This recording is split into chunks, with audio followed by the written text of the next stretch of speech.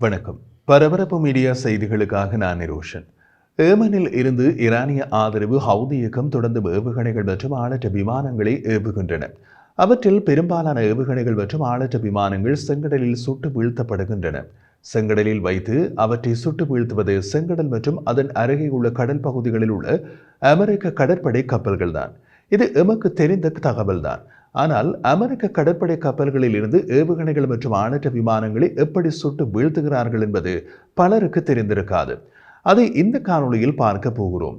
அமெரிக்க கடற்படையின் கப்பல்களில் உள்ள நரம்பு மையம் மற்றும் தந்திரோபாய மூளையாக செயற்படும் பகுதிதான் போர் தகவல் மையம், சுருக்கமாக CIC. இதை மிதக்கும் கட்டளை மையம் என்றும் அழைக்கலாம்.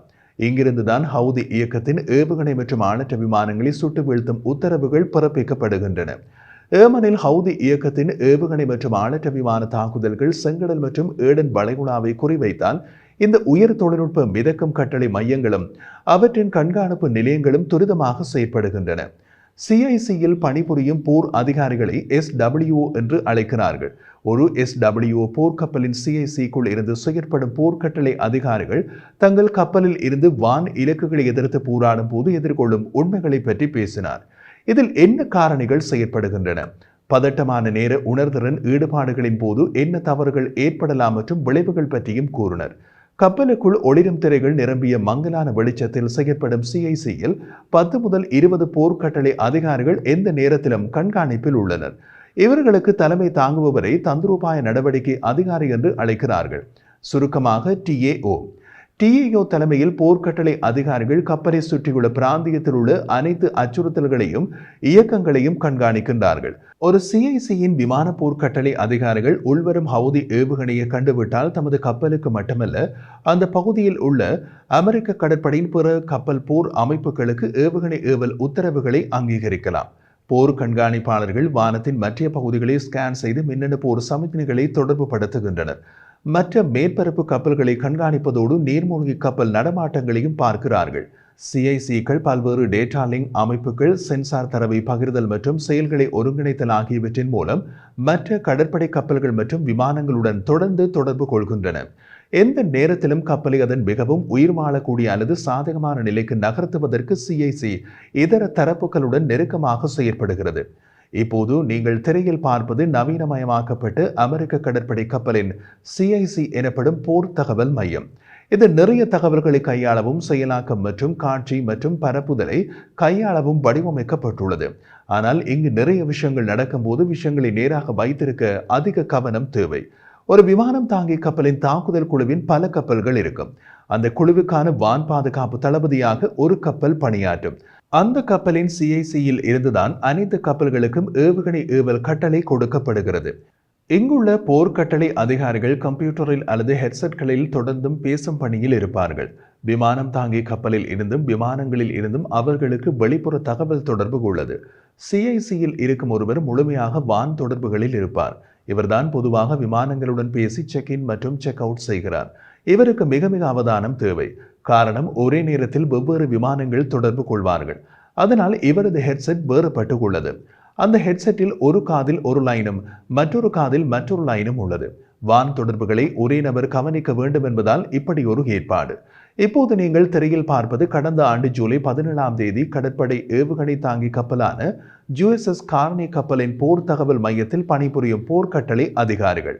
இந்த கப்பல் அன்றைய தினம் செங்கடலில் ஹவுதி ஏவுகணைகள் பலவற்றை சுட்டு வீழ்த்தியது.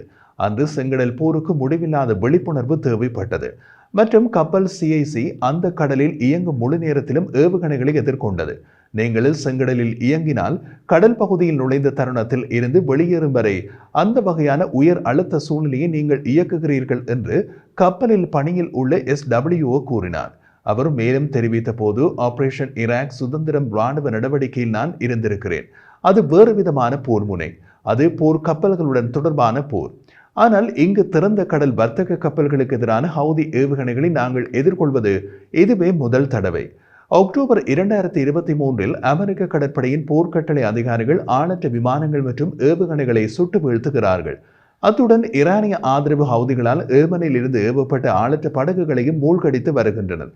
ஆனால் CICகள் கண்காணித்து அவற்றின் சென்சார்களில் தோன்றும் பல்வேறு பொருட்களை கண்டறிந்து சில சமயங்களில் ஈடுபடும் போது கணனி செயலிழப்புகள் ஏற்படலாம்.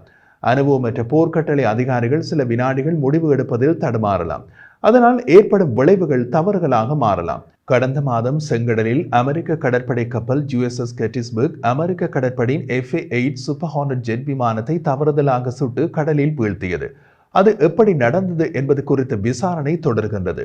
பெயர் வெளியிடாத SWO கூறிய போது அமெரிக்க கடற்படை கப்பல் USS கெட்டிஸ்பர்க்கில் யாராவது கடுமையான தவறு செய்திருக்கலாமோ இல்லையோ, என்ன அமைப்புகள் அல்லது முடிவுகள் செய்யப்பட்டன அல்லது என்ன நடந்திருக்கும் என்பது எனக்கு தெரியாது.